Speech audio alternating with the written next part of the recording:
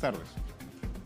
Jorge, muy buenas tardes. Es un gusto estar esta tarde contigo y con la teleaudiencia de TV Perú. Muchas gracias a usted más bien por atendernos y a ver si nos puede explicar exactamente en qué ha consistido esta recuperación y sobre todo este monto importante, ¿no? 12 millones de dólares a favor del Estado peruano.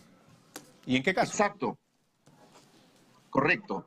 Pero si me permites y me brindas unos segundos, solamente para situar a la teleaudiencia, tengo que decirte que esta recuperación a la que tú has hecho alusión está vinculada directamente con el proceso de extinción de dominio.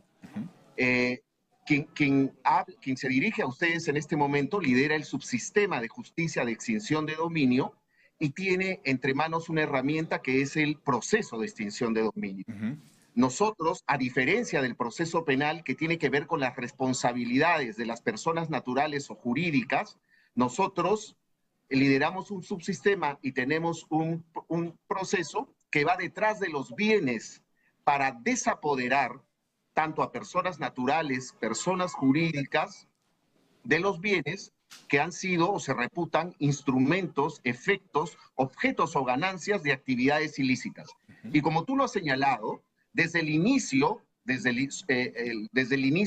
la entrada en vigencia de este proceso y del funcionamiento de este subsistema en el año 2019, nosotros en realidad hemos recuperado y trasladado ya a la esfera del Estado monetizados, Jorge, un total de 55.261.512 dólares americanos. Esa cifra, la que tú correctamente has presentado, es solamente la cifra que corresponde a los últimos 5 meses y medio de funcionamiento. Pero en total tenemos 55.261.512 dólares americanos. Y ahora, una cosa es cuando se hace efectivo, digamos, esta recuperación de estos montos ingentes, y otra cosa también tiene que ver con la custodia de algunos bienes que son incautados. Pero, por favor, doctora Avellaneda, permítame y discúlpeme, vamos a hacer una pequeña pausa porque tenemos declaraciones del ministro de Educación en este momento en Palacio. ¿Cómo no? Adelante. Quiero hacer una aclaración específica de 3 puntos respecto a comentarios o declaraciones mías que han sido mal interpretadas o tomadas en una forma que merece aclaración. El primer punto es el compromiso inquebrantable de esta administración, desde la presidenta, que acaba de estar reunida con un grupo de congresistas, hasta el último funcionario del sector educación, con la calidad de la educación superior y la autonomía de SUNEDO. SUNEDO ha hecho grandes cosas por la calidad de la educación y no podemos sino estar de acuerdo con quien apoya la calidad de la educación. Que no quepa duda. Y para que no quepa duda, el propio primer ministro está convocando a los diferentes actores para garantizar que el reglamento de la nueva ley, que fue aprobada por insistencia en el Congreso de la República, no comprometa la calidad de la educación. El reglamento será consensuado con todos los actores y garantizará este compromiso inquebrantable de la administración con la calidad de la educación superior a la que tienen derecho todos los peruanos y peruanas. Punto número 2, es un mea culpa. Sé que algunas declaraciones o comentarios hechas por quien les habla antes de ser ministro han ofendido a miembros peruanos y peruanas de las diversas comunidades y quiero ofrecerles mis disculpas incondicionales. No quiero usar la expresión si los he ofendido. La percepción de una ofensa está en el ofendido, no en el ofensor.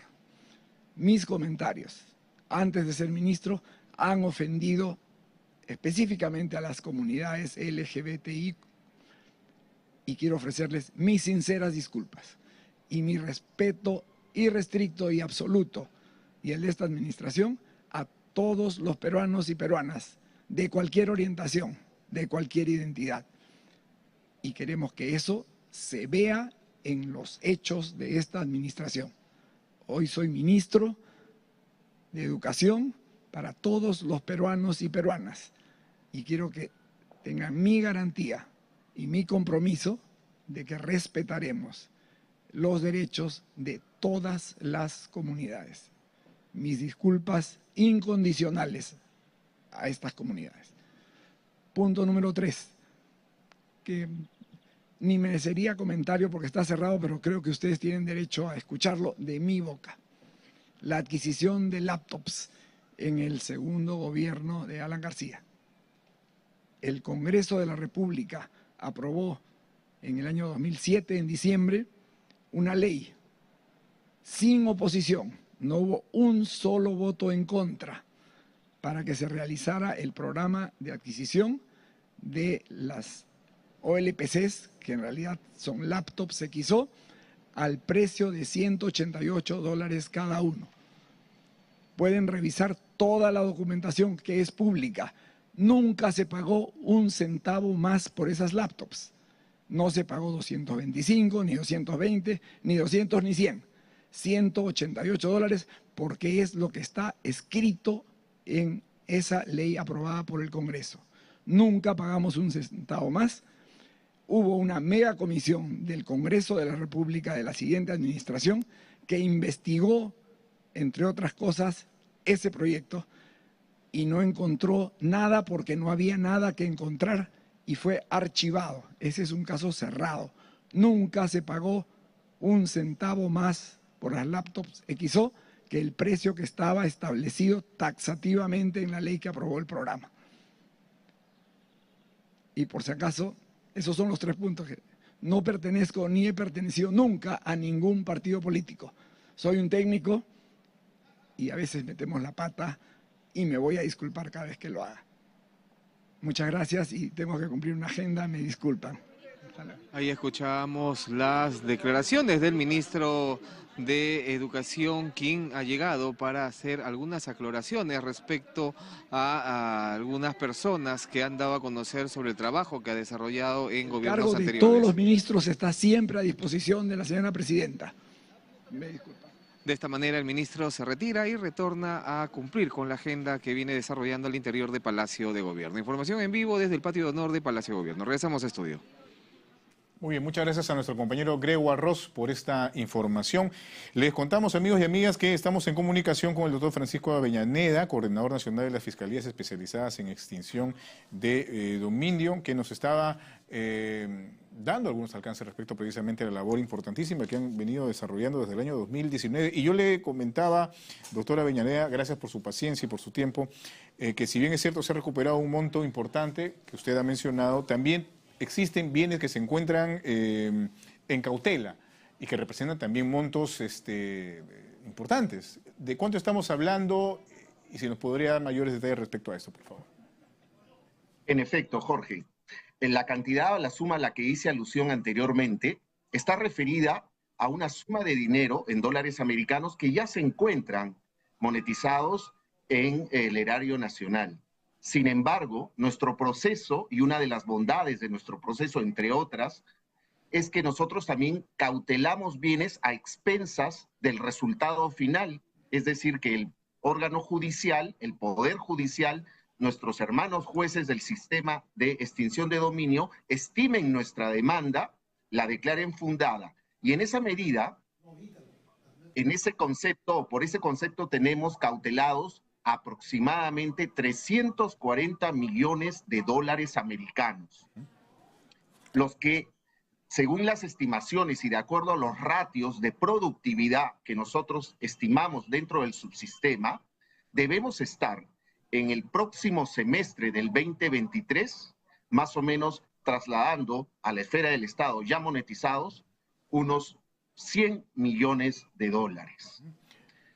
¿Por qué? Porque dentro de las bondades, si tú me permites, Jorge, y para seguir matizando con las características de nuestro proceso, es que nosotros somos una forma muy interesante de atacar la línea de flotación de las organizaciones criminales. Justamente ahí donde está su eje digamos, más férreo, que es sus ganancias económicas. Donde más les duele, para decirlo así de una manera más sencilla.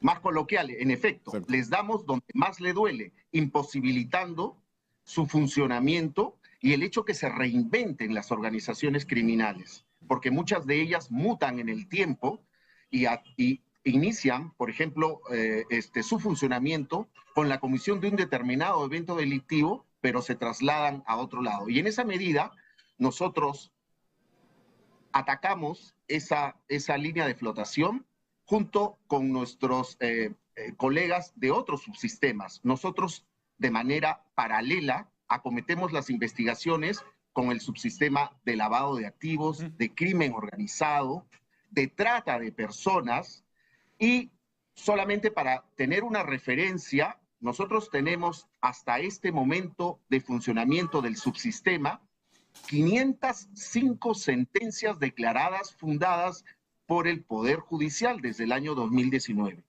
que es un número significativo de sentencias que se han estimado, es decir, se han declarado fundadas y por lo tanto todas ellas han implicado en diferente medida un monto de dinero que ha pasado a la esfera del Estado. Ahora, doctor Avellaneda, ¿usted nos podría mencionar de repente uno o dos casos emblemáticos que se encuentren precisamente incluidos dentro de este trabajo, esta labor que ustedes han desarrollado desde el 2019 en cuanto se refiere a recuperación de estos bienes obtenidos de forma ilícita o por actividades ilegales? ¿Cómo no, Jorge? Tengo que mencionarte, por ejemplo, y haciendo mención a un delito específico, que durante el mes de septiembre, en primera instancia, es decir, el juez de primera instancia y posteriormente la Sala de Extinción de Dominio de Lima, estimó una demanda y hemos logrado trasladar al Estado 10 bienes inmuebles y 3 vehículos que funcionaban o estaban a disposición de una organización criminal dedicada a la trata de personas, en la modalidad de favorecimiento a la explotación. Delito que tiene pues evidentemente implícito una forma inhumana de tratarnos entre seres, digamos, entre personas, y que definitivamente a través de este comiso y posterior extinción de dominio se ha desbaratado totalmente. Y el proceso penal ha seguido su curso y también se han logrado las sentencias. Es decir, por ambos lados, la justicia ha llegado y ha desmantelado y ha borrado a esta organización criminal de la faz de nuestra sociedad. Ahora, eso, y solamente para decirte, nosotros estimamos que en el próximo trimestre del 2023 tenemos sentencias importantes, sin embargo no puedo hacer mayor referencia, pero que tienen que ver con material aurífero. No nos olvidemos que en nuestro país una problemática importante y una incidencia muy grave la tiene el delito de minería ilegal. Entonces nosotros estamos detrás de una organización criminal que acopia este material aurífero que consigue de manera ilegal y que nosotros ya tenemos cautelados y que estamos próximos a lograr la sentencia. Y solamente en una sentencia, Jorge, tenemos implicados 100 kilos de oro. Increíble. Y de hecho, haciendo usted referencia al tema de la minería ilegal, pues es una actividad ilegal obviamente, pero que tiene una serie de tentáculos, ¿no? Que pueden llegar a diversos niveles o esferas de nuestra propia sociedad, ¿no? Algo que en realidad se debe combatir sin duda, porque esto genera también algunos intereses, en fin, algunos lobbies y perjudica definitivamente a nuestro país. Y en ese sentido, pues las felicitaciones del caso por el trabajo que están desarrollando en el tema que usted nos está mencionando. Cuando usted se refiere a la recuperación monetizada de lo que corresponde en los casos que menciona o por los delitos que usted señala, organización criminal, etcétera, esto, digamos, es una cuestión aparte de lo que significa la reparación civil, porque muchas veces en casos emblemáticos, en fin, se declara una sentencia y se hace mención a reparación civil, que son montos también importantes para aquellas personas que han estado inmersas en algún delito, son sentenciadas finalmente. ¿Esto es una cuestión aparte o está incluido dentro de este concepto de reparación civil?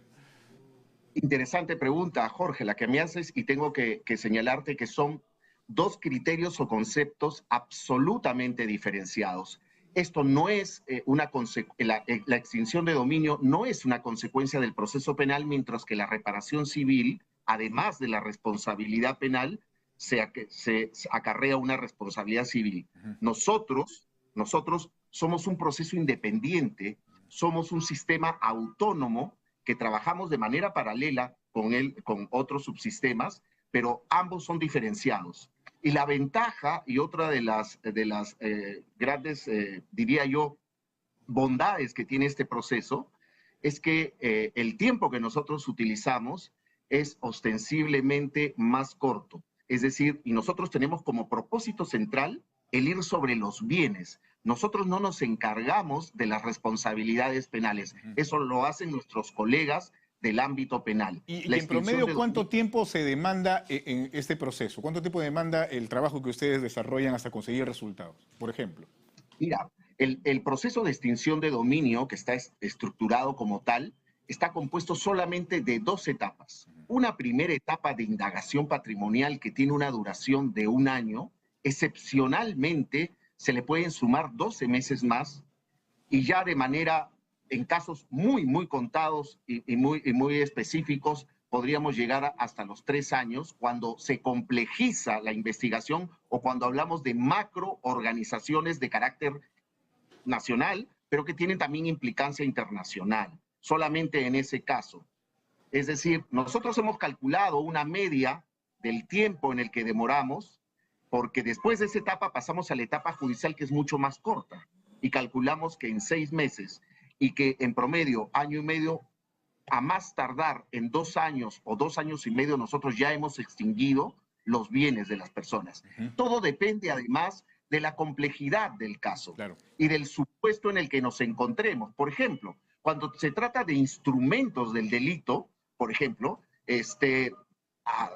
aeronaves que sirven para el trasteo de drogas que se ubican en nuestro país, o vehículos a los que se les modijera o acondiciona y se les cambia la estructura regular de la carrocería para también llevar droga o dinero, digamos, producto de esta actividad, dura mucho menos tiempo. Pero si estamos hablando de organizaciones criminales, porque no solamente nosotros atacamos a la persona visible, porque muchas de estas personas logran o no mantienen bienes a su nombre y los trasladan hacia un segundo anillo, digamos, testaferros, prestanombres, que pueden ser también personas del ámbito familiar u otras personas que nosotros tenemos que identificar.